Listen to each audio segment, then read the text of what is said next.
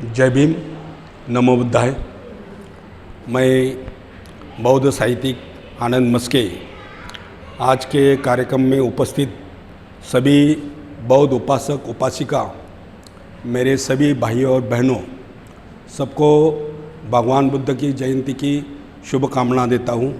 यहाँ उपस्थित लोगों को और पूरे भारतवर्ष के, और भारतवर्ष नहीं तो पूरे विश्व के लोगों को मैं भगवान बुद्ध की जयंती की शुभकामना देता हूँ। आज आप विदेश में देखेंगे तो पूरे विश्व में भगवान बुद्ध की जयंती ऐसी मनाई जाती है कि जिस देश में, जिस विभाग में, जिस मोहल्ले में ज़्यादा से ज़्यादा दिया जलाया जाता है, जितने दिए जलाएंगे वो करोड़ दिए जलाए, अब्जों दिए जलाएंगे, जो जितने ज़्यादा दिए जलाते हैं वो जयंती सबसे ज़्यादा मनाई जाती है। दिया का प्रतीक यही है उजाला, भगवान बुद्ध का प्रतीक है कि उजाला, पूरे विश्व को उजाला देने वाले भगवान बुद्ध को बाबा साहब ने हमें 14 अक्टूबर 1956 में बौद्ध धम्म की दीक्षा दी। उसके पहले रात में 13 अक्टूबर को बाबा साहब और महाथेरो चंद्रमणि जो श्याम होटल है, वो श्याम होटल में कल के कार्यक्रम की चर्चा हो रही थी। उस चर्चा में बाबा साहब ने महाथेरो चंद्रमणि को कहा कि मैं बनते जी कल बुद्ध को शरण जाऊंगा, धम्म को शरण जाऊंगा, लेकिन संघ को शरण नहीं जाना चाहता हूँ। तो वो बातें करके बाबा साहब 2 मिनट चुप बैठे और उनको लगा कि महाथेरो चंद्रमणि सवाल करेगी कि आप संघ को क्यों शरण नहीं जाना चाहते, लेकिन महाथेरो चंद्रमणि ने उनको सवाल नहीं पूछा। तो बाबा साहब ने कहा, आप मुझे सवाल नहीं पूछा लेकिन मैं उसका जवाब देना चाहता हूँ।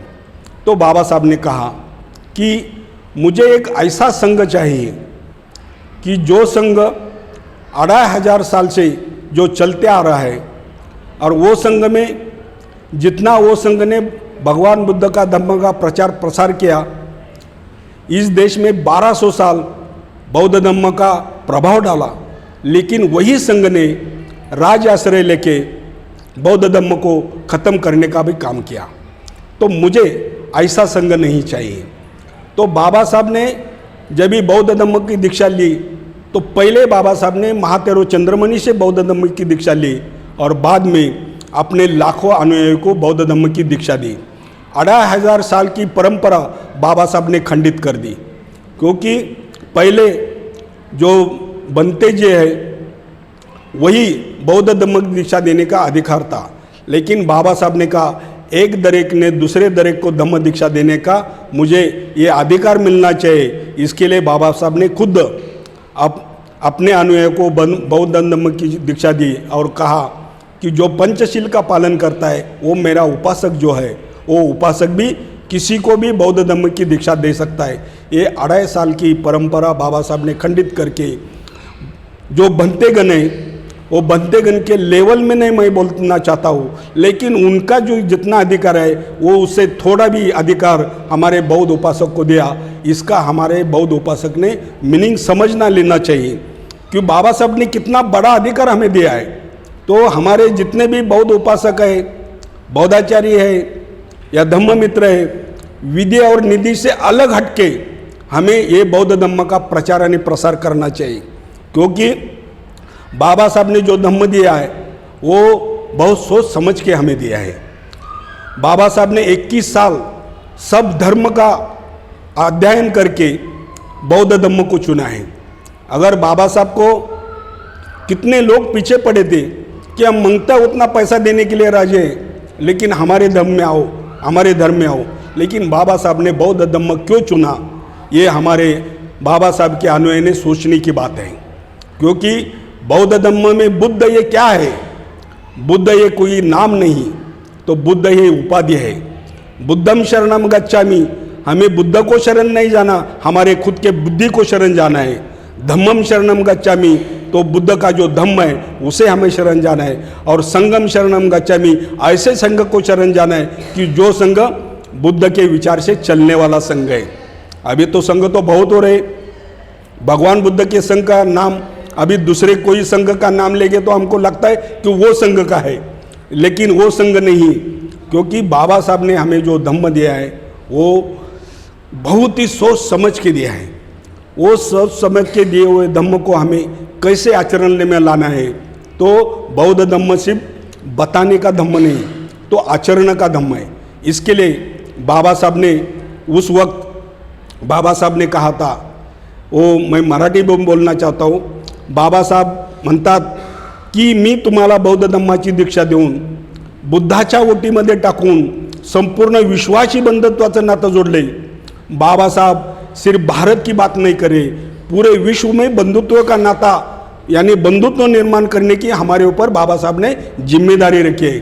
तो हमारा बर्ताव कैसा होना चाहिए, हमारा एक दूसरे से मैत्री कैसी होनी चाहिए, और हम एक दूसरे के साथ अपना बंधुत्व कैसा निर्माण होना चाहिए, इसके बारे में सोचना चाहिए, और वैसा हमें हमारा वर्तन करना जरूरी है। लेकिन आजकल मैं देखता हूँ संगठन में हो, मंडल में हो, धार्मिक संगठन में हो, थोड़ा एक दूसरे से गलत फहमी बोलो या मैत्री का अभाव बोलो या समझदारी में कुछ कम हो, एक दूसरे से हम मैत्री करने में ज़्यादा नहीं सोचते। लेकिन हमें बाबा साहब ने बहुत बड़ी जिम्मेदारी, बाबा साहब ने कहा, बाबा साहब ने 13 अक्टूबर 1935 में येवला में कहा था, मैं हिंदू धर्म में पैदा हुआ हूँ लेकिन मरते वक्त मैं हिंदू करके मरने वाला नहीं हूँ। ये बाबा साहब ने जैसे कहा वैसे 14 अक्टूबर को बौद्ध धम्म दीक्षा लेके अपना जो पन था, अपना जो वचन था, वो बाबा साहब ने सही करके दिखाया, और बाबा साहब ने हमें पूरे विश्व के साथ बंधुत्व का नाता निर्माण करने के लिए हमारे ऊपर जिम्मेदारी छोड़ दी। अभी तुरंत ही एक बात हो रही है, आपने टीवी में पढ़ा होगा, न्यूज़पेपर में पढ़ा होगा, अखंड भारत की बात हो रही है। हमें बहुत खुशी लग रही है। चलो, अखंड भारत तो हमारा ख्वाब है, लेकिन कोई तो इसके बारे में बात कर रहा है, ये बहुत बड़ी बात है। अखंड भारत, लेकिन कौन सा अखंड भारत? वैदिक काल में अखंड भारत था, लेकिन अखंड भारत में आशिया खंड के सिर्फ 15 देश उसमें इन्वॉल्व थे, सिर्फ 15 देश। लेकिन सम्राट अशोक का अगर भारत आप देखेंगे अखंड भारत, तो सिर्फ आशिया खंड नहीं, आशिया खंड के बाहर के देश भी भगवान सम्राट अशोक के अखंड भारत में थे। तो अगर भगवान बुद्ध का विचार विश्व में लेके जाना है और अखंड भारत निर्माण करना है, तो कोई दूसरा धर्म ये कर नहीं सकता है। इसके लिए सिर्फ हमें भगवान बुद्ध का धम्म का और भगवान बुद्ध की विचारधारा की जरूरत है, क्योंकि भगवान बुद्ध ने कहा है, इंसान ने इंसान से इंसान के साथ बर्ताव करेगा तो इंसान में वैर ही नहीं बन सकता, और वो वैर कम करना ये हमारी जिम्मेदारी है। इसके लिए भारत देश में बहुत से एक दूसरे के खिलाफ संघर्ष हो रहा है, अशांति है, पूरे विश्व में वो हो रहा है। लेकिन जब भी विश्व में आतंक निर्माण होता है, असंतोष निर्माण होता है, तो सबके सामने एक ही चेहरा नजर आता है, वो सिर्फ भगवान बुद्ध का। क्योंकि भगवान बुद्ध ऐसे ही विश्व के व्यक्ति है, ऐसे विश्व के महान है कि पूरे विश्व कहता है कि युद्ध नको, हमारा बुद्ध हवा है।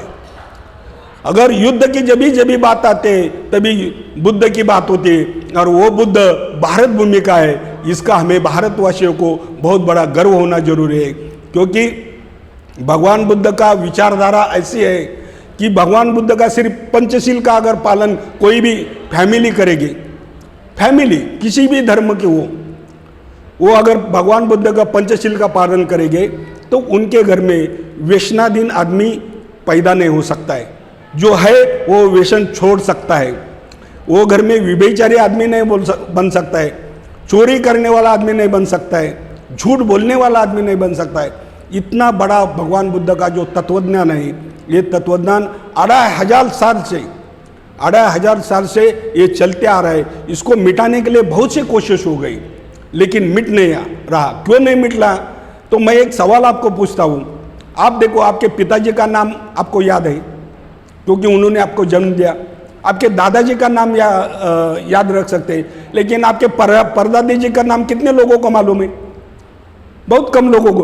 उसके परदादा का नाम कितने लोगों को मालूम है? यानी सिर्फ हम 4 पीढ़ियाँ, यानी 4 पीढ़ी बोले तो कितना हो गया, समझो एक 200 साल हो गया या 400 साल हो गया। 400 साल में हमारे पीढ़ी का नाम रख सकते, याद रख सकते, लेकिन 2500 साल से भी भगवान बुद्ध का नाम इस विश्व में अखंड नाम रह गया है और पूरे विश्व भगवान बुद्ध को शांति का दूत करके उनके तरफ देखते हैं। तो इसके लिए हमारे एक साथी ने पहले कहा था कि अगर शेतकरी रहता है, उसको अगर 1 साल का ये चाहिए, धन चाहिए, तो खेती में क्या करता है, वो अनाज बोसता है।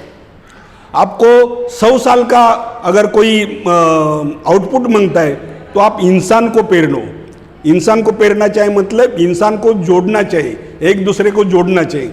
और हजारों वर्ष की आपको बेदागी चाहिए तो आप विचार पेरने का काम करो। भगवान बुद्ध हो, सम्राट अशोक हो, डॉक्टर बाबा साहेब आम्बेडकर हो, महात्मा फुले हो, सावित्रीबाई फुले हो, शाहू महाराज हो, छत्रपति शिवाजी महाराज हो, जितने भी भारतवर्ष में महामानव हो गए, वो महामानव ने क्या किया, समते का विचार पेरने का काम किया है।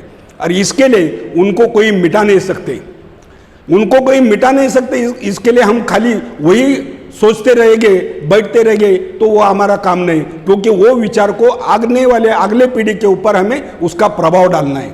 वो इतना प्रभाव डालना है कि वो करना किसके लिए, करना है हमारे फैमिली के लिए। बाबा साहब ने जैसे कहा वैसे बौद्धमय भारत किया, अभी हमारे ऊपर जिम्मेदारी छोड़ दिया बाबा साहब ने कि प्रबुद्ध भारत बनाने की। तो प्रबुद्ध भारत बनाने के लिए हमारा प्रबुद्ध परिवार बनना जरूरी है। मेरा घर का अगर प्रबुद्ध बन जाएगा तो मेरा बगल वाला प्रबुद्ध बन जाएगा, मेरा बगल वाला प्रबुद्ध बन जाएगा तो समाज प्रबुद्ध बन जाएगा, और समाज प्रबुद्ध बन जाएगा तो भारत प्रबुद्ध बन जाएगा। इतनी बड़ी जिम्मेदारी बाबा साहब ने हमारे ऊपर जिम्मेदारी छोड़ दी, लेकिन हम क्या करते, हमारे घर को छोड़ देते और दूसरे को ऊपर उंगली दिखाते। ये हमारी बुरी आदत हमें छोड़ना चाहिए, और जो सच है वो सच बोलने की हमारे पास हिम्मत रखनी चाहिए। जो झूठ है वो झूठ और सच है वो सच, क्योंकि सच्चाई से कोई सामना नहीं कर सकता है। जीत होती है वो सच्चाई की होती है, और वही भगवान बुद्ध की विचारधारा है, बाबा साहब की विचारधारा है। बाबा साहब ने बौद्ध धम्म की दीक्षा दी, तभी बहुत से सवाल पैदा किए थे। आपको मालूम है कि बाबा साहब को पूछा था आपका कौन सा यान है, हीनयान है, वज्रयान है, बुद्धयान है, धम्मयान है, क्या है? तो बाबा साहब ने मेरा नवायान है, नवायान यानी एक दरेक ने दूसरे दरेक को धम्म दीक्षा देने का बाबा साहब ने अधिकार दिया। और ये बौद्ध साहित्य इतना बड़ा है, पूरे विश्व का जो साहित्य है उसका 3/4 हिस्सा बौद्ध धम्म के साहित्य का है। ये मेरा समाज कभी पढ़ेगा, कभी बौद्ध धम्म समझ जाएगा। इसके लिए बाबा साहब ने पूरे ये बौद्ध साहित्य का परिपाक बना के हमें 22 प्रतिज्ञा दिया। 22 प्रतिज्ञा ये ऐसा है कि 22 प्रतिज्ञा जिसने आचरण में लाया, उसमें सिर्फ 5वीं प्रतिज्ञा हम आचरण में लाएंगे तो हम बाबा साहब के कहने के लिए अनुयायी बन सकते हैं। नहीं तो जय भीम बोलो, किधर भी चलो, ये बाबा साहब की विचारधारा नहीं। बाबा साहब कहते हैं मेरा कार्यकर्ता ऐसा होना चाहिए क्रिश्चियन मशीनरी जैसा। क्रिश्चियन मशीनरी आप देखते हैं वो इतने लगन से काम करते हैं, वो एक परिवार में एक औरत और एक पत्नी संकल्प करते हैं एक तो आदमी को हम हमारे धर्म में लाएंगे, और वो मेहनत करके वो अपना काम करते हैं। वो उनको लगता है कि वो हमारे यीशु का काम है, लेकिन बाबा साहब ने सिर्फ उनका नाम इसलिए लिया था कि वो मॉडल बताया था हमें।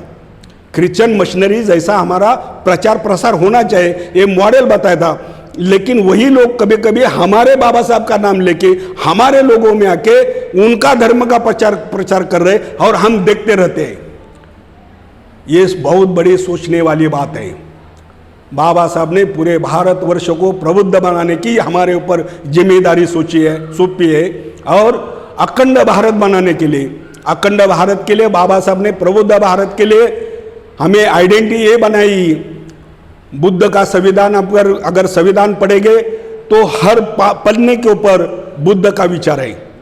365 कलम में आप देखेंगे तो हर कलम में बुद्ध का विचार पे रहा है। लेकिन बाबा साहब ने इस देश की राजमुद्रा क्या बनाई? इस देश की राजमुद्रा सम्राट अशोक की बनाई। तिरंगा के ऊपर कौन सा चक्र है? अशोक चक्र है। और राष्ट्रपति भवन में सत्यमेव जयते को लिखा है, इसका मतलब क्या है?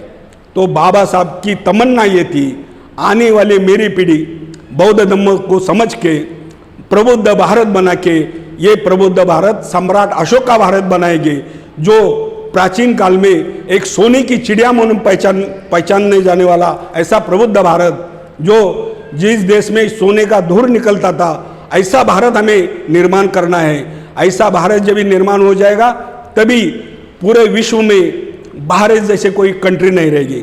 आज भी विश्व में एक आइडेंटिटी है, लोकशाही, पूरे विश्व में सबसे बड़ी लोकशाही और बुद्ध के विचारधारा की लोकशाही करके अपने भारत के संविधान को जितना मान सम्मान मिलता है, उतना अपने देश का पंतप्रधान जिस देश में जाता है उस देश के लोग बोलते हैं ये बुद्ध का देश का पंतप्रधान आया। और वो बाबा ज़्यादा से ज़्यादा कोई भी पंतप्रधान हो वो देश में जाता है, उनका बहुत बड़े स्वागत करता है। आपने देखा होगा अभी पिछले काल में बहुत बुरा वक्त था महामारी के वजह से, और महामारी के वजह से बहुत से देश का अतोनात नुकसान हो गया, भारत का भी बहुत सा नुकसान होगा, कितने लोग मर गए। लेकिन 2 साल में अभी लोग उबर रहे, और हमारे पंतप्रधान जिस देश में गया उस देश में से आप देखेंगे तो सबसे ज़्यादा निधि देने वाला जापान है। जापान जैसा भारत को किसी ने निधि नहीं दिया। क्यों नहीं निधि दिया? तो जापान ये भारत को हमारा देश समझता है। जापान के लोग जब भी भारत भूमि में आते, बुद्ध भूमि में आते, तो वो क्या करते? बुद्ध भूमि की मिट्टी अपने साथ लेके जाते और बुद्ध भूमि के देश के तरफ पाँव डाल के भी सोते नहीं। इतना रिस्पेक्ट, इतनी इज्जत, इतना मान सम्मान क्यों देते? तो पूरे विश्व में जापान एक ऐसा देश है कि ज्वालामुखी के ऊपर बैठा हुआ देश है। ज्वालामुखी आज किधर क्या हो सकता है, कल किधर क्या हो सकता है, बोल नहीं सकते। मैं आज जिंदा रहूंगा या नहीं रहूंगा, लेकिन इतनी प्रगति किया उन्होंने क्योंकि बुद्ध की विचारधारा से। और सबसे बुढ़े और ज्यादा उम्र के लोग अगर पूरे विश्व में देखेंगे तो सबसे ज्यादा जापान में है। और वो हमारे भारत के तरुण को भी शर्मा सकते, ऐसा उनका काम है। कहा भी अगर कुछ आतंक हो गया, कुछ आपत्ति आ गई, तो पहले जो बुढ़े लोग हैं वो जवान को पीछे रखते और खुद आगे जाते। ये किस वजह से? तो बुद्ध की विचारधारा से, क्योंकि उनके अंदर इतनी प्रज्ञा है, इतनी मैत्री, इतनी करुणा है कि वो करुणा के वजह से अपने जान को नहीं सोचते, दूसरे की जान के सोचते। हिरोशिमा में जब भी बॉम्ब डाला था अमेरिका ने, तभी लोगों को लगा कि जापान निकल जाएगा हाथ से, पूरे विश्व में सोच रहे थे। लेकिन जापान ने अमेरिका से कोई दुश्मनी की, बिल्कुल दुश्मनी नहीं की। उन्होंने अमेरिका के साथ इतना व्यापार बड़ा किया, इतना बड़ा व्यापार किया कि अमेरिका लेवल में जापान गया। तो ये जो जापान की सोच है, वो जापान की सोच हमें सोचना चाहिए। मुझे एक बहुत अजीब गोष्ट लगी। मेरे एक दोस्त है विश्व लीडर के संपादक रामटेके जी, और वो जापान गए थे। वो विश्व लीडर का एक इनॉग्रेशन था मैगजीन का, और उनका एक ट्रेन के वहाँ बैग घूम गई। तो उन्होंने उनके उधर के जो ये पुलिस था उनको बोला कि मेरे यहाँ बैग घूम गए, और मुझे, तो बोले वो आपको कहाँ जाना है? तो बोले मैंने ऐसा ऐसा जगह जाना है। तो बोले ठीक है, एड्रेस लिख के और आपका कॉन्टैक्ट नंबर लिख के दीजिए, आपकी बैग उधर पहुँच जाएगी। और वो जाने के बाद 2 घंटे के अंदर उनके रूम के ऊपर उधर ही उनकी जो भी सामान था, पैसा था, वो कुछ मैगजीन थे, वो उधर ही पहुंचा गए। कितनी बड़ी बात है। वह जिस देश में चोरी नहीं होती, जिस देश में झूठ नहीं बोलते, और जिस देश में लोग एक दूसरे के साथ इंसानियत जैसा बर्ताव करते। दूसरा, मैं एक जापान का उदाहरण बोलना चाहता हूँ। जापान की बात मैं बार बार क्यों कर रहा हूँ कि उनका आदर्श हम बौद्ध राष्ट्रों ने लेना चाहिए, बुद्धिस्ट लोगों ने लेना चाहिए। लक्ष्मणराव शांतनुराव किर्लोस्कर वो जापान में गए थे, और वहाँ की जो ट्रेन थी, मेट्रो ट्रेन, वो मेट्रो ट्रेन में बैठे थे। और जब भी वो मेट्रो ट्रेन में बैठे थे तो एक प्रवासी आके बैठा उनके सामने, और उसकी नज़र जैसे कुशन के ऊपर गई, और वो कुशन देखा उन्होंने।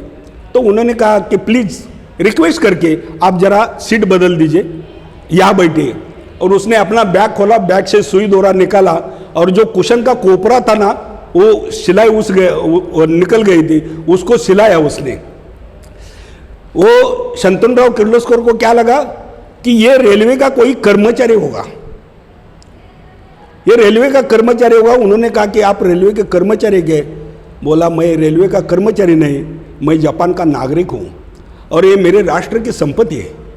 अगर इसके ऊपर मैं थोड़ा दुर्लक्ष्य करता तो और सिलाई उस निकल जाती थी और मेरे राष्ट्र का नुकसान हो जाता था।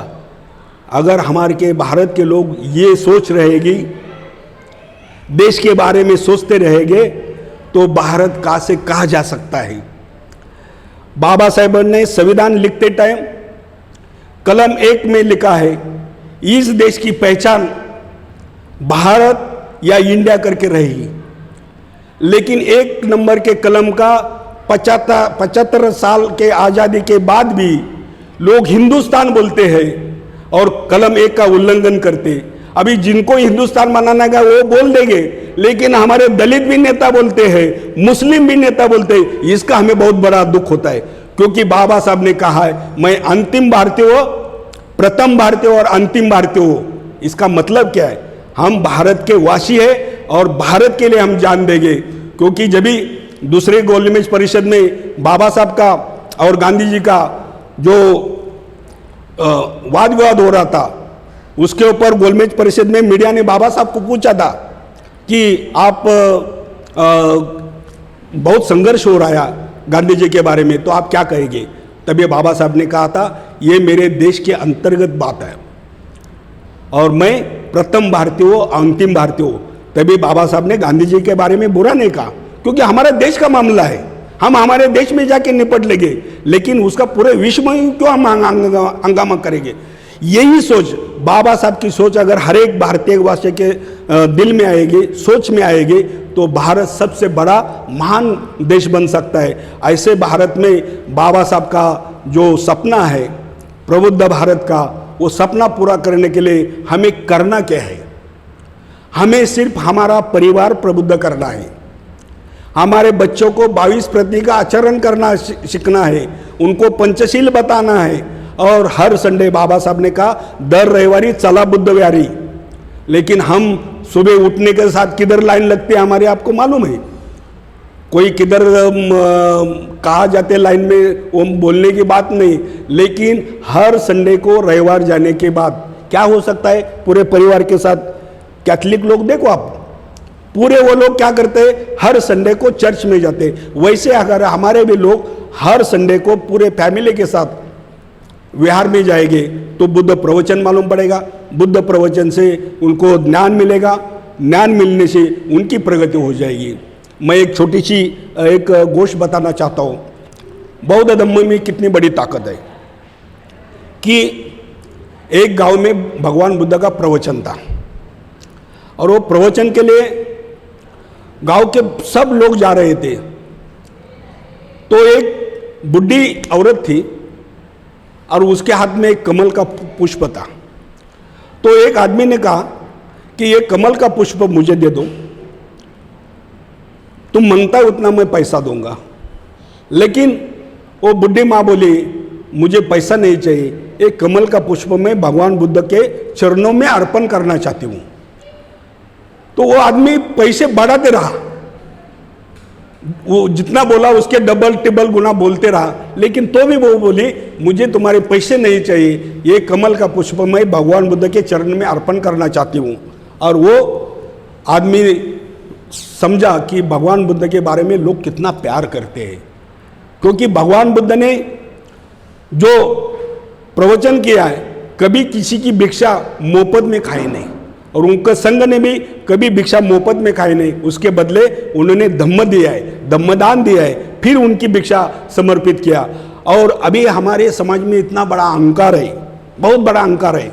लेकिन अहंकारी लोगों को मैं बताना चाहता हूँ कि भगवान बुद्ध एक औरत के घर में जाते थे, वो सनातनी विचार की थी और 6 साल वो 6 महीना वो क्या करती थी? भगवान बुद्ध को मिट्टी उठा के उनके जो ये भिक्षा पात्र है वो भिक्षा पात्र में डालती थी। भगवान बुद्ध ने संकल्प किया था एक दिन तो इसका मन परिवर्तन होगा। 6 महीना कंटिन्यू जाते थे। एक दिन उसको गुस्सा आया और उसने बोला कि अभी कितना बार उसको मिट्टी डाल दूं।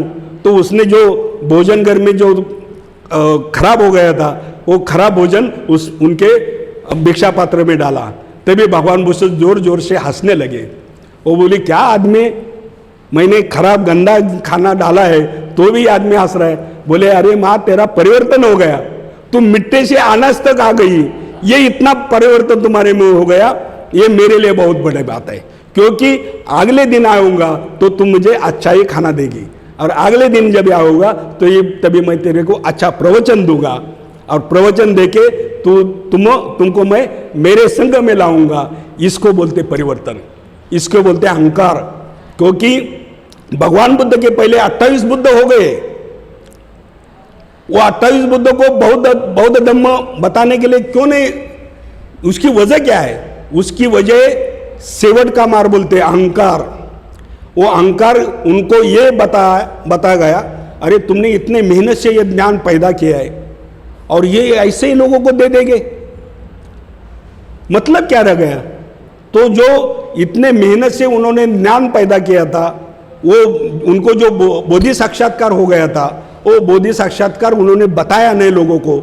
इसके लिए वो 28 बुद्ध सिर्फ नाम के लिए, और भगवान बुद्ध जो 29वें बुद्ध है, उन्होंने क्या किया, जो बोधि साक्षात्कार हो गया, वो जो लास्ट का जो अहंकार था, वो अहंकार को उन्होंने बताया कि नहीं, मैंने मुझे जो हासिल हो गया वो मैं पब्लिक को, जनता को, उनको दुख मुक्त करना चाहता हूँ, उनको अज्ञान से मैं बाहर निकालना चाहता हूँ, उनको गुलामी से मैं दूर करना चाहता हूँ। इसके लिए उन्होंने ये सब बताया। इतना बताया कि भगवान बुद्ध को जो विचार है, ये विचार को हमें समझाना जरूरी है। बुद्ध के एक एक विचार ये सुवर्ण अक्षर जैसा है। भगवान बुद्ध के एक विचार से आदमी में इतना परिवर्तन आ सकता है कि एक सोल्जर आदमी बनते संरक्षित जी एक सोल्जर थे, लेकिन वो जब भगवान बुद्ध के मूर्ति के सामने बैठे और भगवान बुद्ध के और उनके एक लगन हो गई, और उन्हें सोचा कि भगवान बुद्ध इतने बड़े महान हस्ती है तो मैं क्या हूँ, तो उन्होंने सोल्जर छोड़ दिया अपना सोल्जरपन, और वो बौद्ध धम्म का प्रचारण प्रसार करने लगे। आज कितने कंट्री में 55 कंट्री में बनते संरक्षित का नाम है।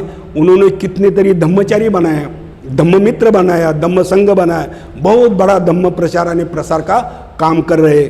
ऐसे भगवान बुद्ध के विचारधारा को बाबा साहब ने हमें दिया है, और पूरे विश्व में बंधुत्व का हमें जो पहले बंधुत्व बहुत बड़ा होता है, बंधुत्व के पहले मैत्री होता है। मैत्री इसलिए होता है कि मैत्री में मित्र, दो मित्र जब आते तो सुख दुख की बात करते। भाई भाई कभी सुख दुख की बात नहीं कर सकते, भाई भाई से कुछ छुपा सकता है, लेकिन मित्र तो हमें कोई छुपा नहीं सकता है। जो भी है सुख और जो भी दुख वो सामने रखता है। ऐसा दुख सुख जिसको मालूम होता है उसके ऊपर सोल्यूशन निकाल सकता है। भगवान बुद्ध कहते हैं सुख में और दुख में आप इकट्ठा हो जाएंगे तो आपके जो भी प्रॉब्लम है वो सॉल्व हो जाते हैं। हमारे भगवान बुद्ध की विचारधारा को दूसरों ने लिया, उन्होंने संघ बनाया। वो संघ में शादी का कार्यक्रम चालू होता है, क्योंकि वही लड़की मिलता है, वही लड़का मिलता है, शादी हो जाती है, और वो नाम लेते संघ का। ये भगवान बुद्ध की विचारधारा है। बुद्ध कहते जो भी सुख हो दुख हो उसमें आप एक दूसरे से मिलो, एक दूसरे से सुख दुख बांटो, और अपना सुख दुख में आप ही, क्योंकि अत्यदीप भव, स्वयं प्रकाशित बनना है हमें। जो स्वयं प्रकाशित बन गया वो सच और झूठ, सत्य और असत्य, इसका उसको फर्क समझ में आता है। और जिसको ये फर्क समझ में आता है उसको कोई गुलाम नहीं बना सकता है, अंधभक्त नहीं बना सकता है, और उसको उसके ऊपर कोई मनमानी नहीं कर सकता है। ये इसके लिए हमें ज्ञानी बनना है, प्रज्ञावान बनना है, क्योंकि बाबा साहब ने जो भगवान बुद्ध की विचारधारा दिया है हमें, पूरे विश्व में जितने विद्वान लोग हैं वो विद्वान लोगों की लिस्ट बनाई है ऑक्सफोर्ड यूनिवर्सिटी ने, और उसमें 100 लोगों के नाम है। लेकिन 100 लोगों के नाम में पहला नाम किसका है?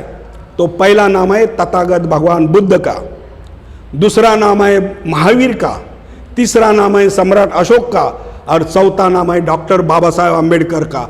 ये चारों विद्वान 100 में से पहले आने वाले चारों विद्वान ये भारत भूमि के, इसका हमें बहुत बड़ा गर्व होना चाहिए और उनके विचारधारा से हमें चलना चाहिए। सम्राट अशोक की विचारधारा से चलेंगे तो भारत महासत्ता बनने के लिए टाइम नहीं लग सकता है। भारत इतना बड़ा महान देश बन सकता है कि इसको कोई रोक नहीं सकता है। अभी भी इतनी उलझने हो गई तो भी भारत को, लोगों को ऐसा लग रहा है कि भारत पीछे पड़ रहा है, लेकिन भारत के लोग सबसे बुद्धिमान लोग हैं, सबसे स्ट्रांग लोग हैं, और ये सबसे स्ट्रांग और सबसे बुद्धिमान लोगों को थोड़ा साइंटिफिकली या पॉलिटिकली सपोर्ट मिलेगा तो कहाँ से कहाँ देश जा सकता है। ये देश को महान बनाने के लिए, ये देश को इंसानियत का बनाने के लिए, ये देश में बंधुत्व निर्माण करने के लिए बाबा साहब ने भगवान बुद्ध का धम्म दिया है। वो भगवान बुद्ध का धम्म का हम आचरण करेंगे और प्रबुद्ध भारत निर्माण करेंगे। यही मैं शुभकामना व्यक्त करके मेरे 2 शब्द खत्म करता हूँ। जय भीम, जय बुद्ध, जय भारत।